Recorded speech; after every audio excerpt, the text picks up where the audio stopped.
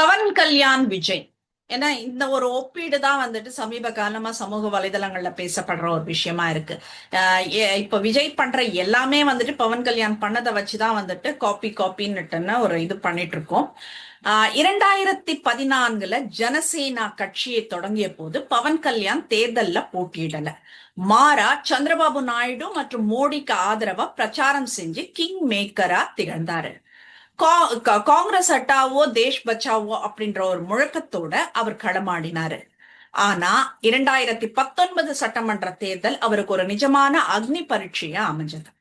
இந்த இரட்டை தோல்வியும் ஏமாற்றமும் சினிமால ஒரே நேரத்துல 10 பேரை அடிச்சு வீழ்த்தும் ஹீரோவா வலம் வந்த பவன் கல்யாண் தேர்தல் களத்துல 2 தொகுதிகள்ல காஜ்வாக்கா பீமாவரம் இதுல போட்டியிட்டாரு. ஆனா தேர்தல் முடிவுகள் அவருக்கு பேரிடியா அமைஞ்சது. காஜ்வாக்கால பாத்தீங்கன்னா ஒரு நகர்ப்புற தொகுதியான இங்க பவன் கல்யாண் 16,000க்கும் அதிகமான வாக்குகள் வித்தியாசத்துல YSRCP வேட்பாளர் திப்பால் நாகிரெட்டியிடம் தோல்வி அடைஞ்சாங்க. பீமாவரம்ல பாத்தீங்கன்னா கிராமப்புறம் மற்றும் விவசாய பின்னணி கொண்ட இந்த தொகுதியிலும் பவன் கல்யாண் தோல்வியை தழுவினார். ரொம்ப யோசிக்காதீங்க, அடுத்தது போறேன் நானு.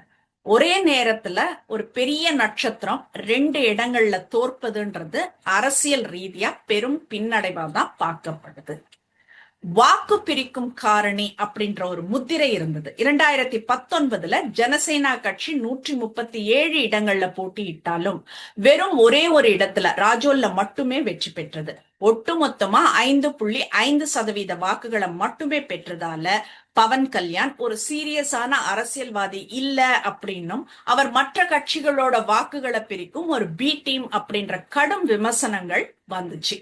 ஒரு நடிகரா மக்கள் அவரை ரசிச்சாங்களே தவிர ஒரு தலைவரா ஏற்க தயங்கினாங்கன்றதுதான் 2019 கசப்பான உண்மைன்னு சொல்லலாம்.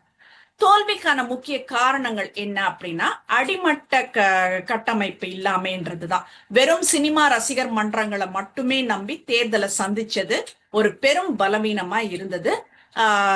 நம்ம அதுலயும் பாடம் கத்துக்கலன்றதுதான் ஒரு விஷயம். பூத் அளவுல தொண்டர்கள் இல்லாதது பின்னடைவை ஏற்படுத்தி இருக்கு. அரசியல் நிலைப்பாட்டுல ஒரு குழப்பம். முதல்ல இடதுசாரிகளோட கூட்டணி, அதுக்கப்புறம் பிஎஸ்பியோட ஒரு இணக்கம் அவரோட நிலைப்பாடுகள் வாக்காளர்களிடையே ஒரு தெளிவில்லாமைய உருவாக்குச்சு.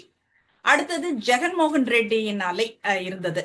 அந்த நவரத்னாலு போன்ற அந்த நலத்திட்டங்கள் மற்றும் ஆந்திரா முழுவதும் அவர் மேற்கொண்ட பாத யாத்திரை பவன் கல்யாணின் நட்சத்திர அந்தஸ்தை ஓரங்கட்டுச்சுன்னு சொல்லலாம். 2024 ஒரு பீனிக்ஸ் பறவையா பவன் கல்யாண் எழுச்சி தோல்விக்கு பின் பவன் கல்யாண் சினிமா பக்கம் போயிடுவார்னுட்டு நினைச்சவங்களுக்கு பதிலடியா அடுத்த 5 வருஷமும் அவர் முழு நேர அரசியல்வாதியா களத்துல நின்னாரு. மெகா கூட்டணி வியூகம், த அலியன்ஸ் ஸ்ட்ராட்டஜின்னு சொல்லுவோம் இல்லைங்களா, அது 2024 தேர்தல்ல தனது தனித்து போட்டி அப்படின்ற பிடிவாதத்தை விட்டுட்டு டிடிபி மற்றும் பாஜகவுடன் ஒரு மெகா கூட்டணி அமைச்சாரு. YSRCP எதிர்ப்பு வாக்குகளை பிரிக்க மாட்டேன்னுட்டுன்னு அவர் எடுத்த சபதம் ஆந்திர அரசியல்ல ஒரு திருப்பு முனையை ஏற்படுத்திச்சு.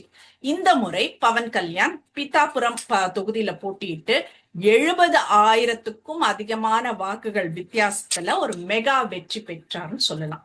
மேலும் அவரது அந்த ஜனசேனா கட்சி போட்டியிட்ட 21 சட்டமன்ற தொகுதிகளிலும் வெற்றி பெற்று 100% வெற்றி விகிதத்தை ஸ்ட்ரைக் ரேட்னு சொல்லுவாங்க, அதை பதிவு செஞ்சாங்க. இன்று அவர் ஆந்திராவின் துணை முதலமைச்சராக பஞ்சாயத் ராஜ் மற்றும் ஊரக வளர்ச்சித்துறையை நிர்வகிச்சுட்டு வர்றார். விஜய் அடுத்தது நம்ம ஏன்னா அங்கிருந்து இங்கதான் வரணும். டிவிக்கே பவன் கல்யாண் ஆந்திரால சந்திச்ச சரிவும் அதன் பின் பெற்ற மாபெரும் வெற்றியும் தமிழகத்துல விஜய்க்கு ஒரு சிறந்த பாட புத்தகமா அமைஞ்சிருக்கணும். அமையலன்னு தெரியல. பவன் கல்யாணிடமிருந்து விஜய் கற்றுக்கொள்ள வேண்டியது நிறைய விஷயங்கள் இருக்கு. ஆனா அவர் பண்ற அந்த என்ன சொல்றது, கோவில்ல போயிட்டு வேல் எடுக்கிறதாகட்டும், ஒரு முட்டி போட்டுட்டு ஒரு சர்ச்சுக்கு போகிறதா, இதெல்லாம் மட்டும்தான் அவர் செஞ்சுட்டு இருக்காரு.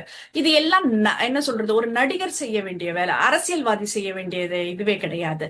அமைப்பு ரீதியான பலம், அந்த ஸ்ட்ரக்சர் பவன் கல்யாண் 2019 செய்த தவற்றை விஜய் வந்துட்டு செய்யக்கூடாதுன்றதா. வெறும் ரசிகர் மன்றங்களை மட்டும் நம்பாம தமிழக வெற்றி கழகம்ன்ற பெயர்ல ஒரு வலுவான பூத் கமிட்டியை விஜய் உருவாக்கிட்டு வந்தாரு.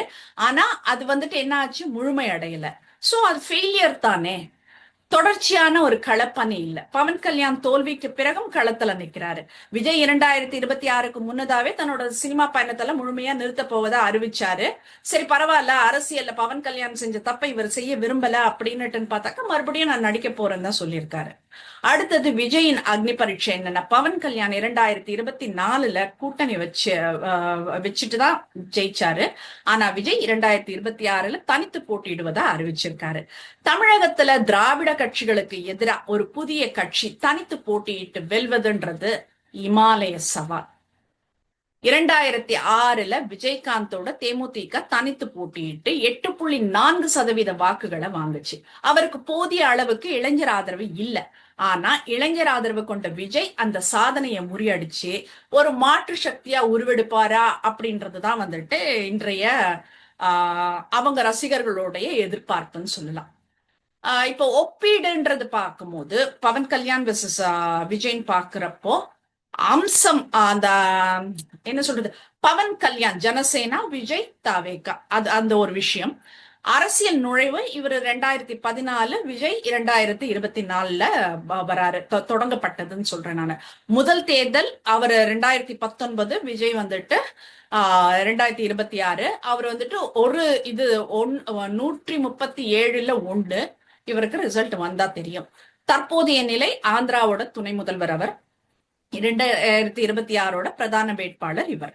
பலவீனம் ஆரம்பத்துல சரியான கட்டமைப்பு இல்லைன்றதுதான். கூட்டணியின்றி தனிச்சு போட்டிட்டு பலம் வந்துட்டு அசைக்க முடியாத இளைஞர் சக்தி அப்படின்றது இங்க இருக்கு.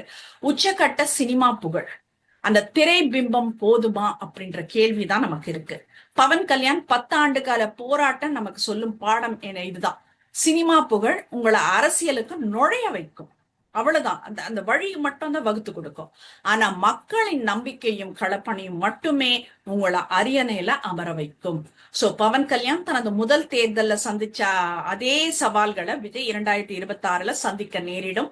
பவன் கல்யாணனோட விடாமுயற்சி விஜய்க்கு கை கூடுமா அப்படின்றது ஒரு $1 மில்லியன் கேள்விதான்.